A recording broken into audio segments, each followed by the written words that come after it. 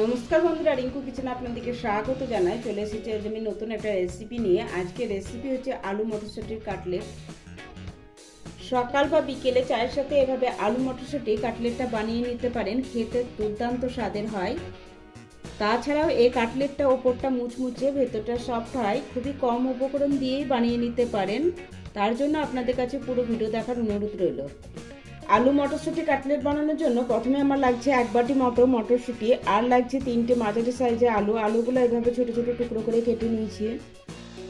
এবার আলু আর মটরশুঁটিটা সেদ্ধ করার জন্য একটা প্রেসার কুকারের মধ্যে নিয়ে নিলাম। এবার হাফ গ্লাস মতো জল দিয়ে ঢাকনা লাগিয়ে কুকারটা চুলায় বসিয়ে দিলাম। এবার 2টো সিটি দিয়ে নিচ্ছি।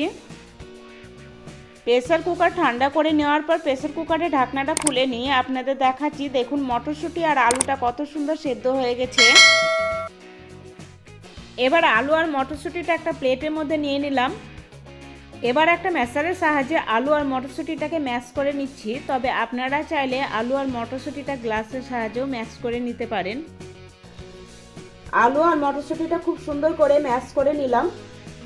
এবার এর মধ্যে কিছু গুঁড়ো মশলা দিয়ে দিব। তার মধ্যে প্রথমে দিয়ে দিচ্ছি হাফ চামচ মতো চাট মশলার গুঁড়ো, হাফ চামচ আমচুর পাউডার, হাফ চামচ ধনে গুঁড়ো, হাফ চামচ হলুদ গুঁড়ো, হাফ চামচ লাল লঙ্কার গুঁড়ো। এবার দিয়ে দিচ্ছি কুচিয়ে রাখা 2টো কাঁচা লঙ্কা, তবে ঝালটা আপনাদের স্বাদ মতো কম বেশি করে নেবেন। আর দিয়ে দিচ্ছি হাফ চামচ মতো আদা কুচি, 2 চামচ মতো কুচনো ধনে পাতা দিয়ে দিলাম, স্বাদ অনুসারে লবণ দিয়ে দিলাম। কাটলেটটা যাতে মুচমুচে হয় তার জন্য দিয়ে দিচ্ছি 4 চামচ মতো চালের গুঁড়ো। এবার সমস্ত কিছু হাত দিয়ে একটু ভালো করে মিশিয়ে নিচ্ছি। আলু আর মটরশুঁটির সাথে সমস্ত উপকরণগুলো হাত দিয়ে ভালো করে মিশিয়ে নিলাম।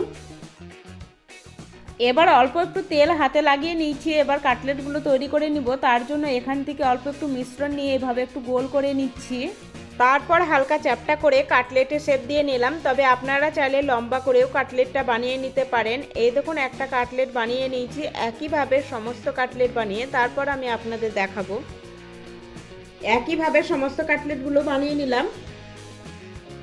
এবার কাটলেটগুলো ভাজার জন্য ফ্রাই প্যানের মধ্যে পরিমাণ মতো সাদা তেল গরম করতে বসিয়ে দিলাম। তেলটা ভালো করে গরম করে নিয়েছি। এবার তৈরি করে রাখা কাটলেটগুলো একে একে এই গরম তেলের মধ্যে ছেড়ে দিচ্ছি ভাজার জন্য। গ্যাসের ফ্লেমটা মিডিয়ামে রেখে কাটলেটগুলো ভাজতে হবে। 2-3 মিনিট পর দেখুন কাটলেটগুলো এক সাইড খুব সুন্দরভাবে ভাজা হয়ে গেছে। এবার অপর সাইডটা পাল্টে দিচ্ছি ভাজার জন্য। কাটলেটগুলো উল্টে পাল্টে 5-6 মিনিট সময় নিয়ে খুব সুন্দর কালার করে ভেজে নিয়েছি। এবার আমি তেল ঝরিয়ে তুলে নিয়ে একটা প্লেটের মধ্যে রেখে দিচ্ছি। আর একইভাবে সমস্ত কাটলেটগুলো ভেজে তারপর আমি আপনাদের দেখাবো। একইভাবে সমস্ত কাটলেটগুলো ভেজে তুলে নিলাম।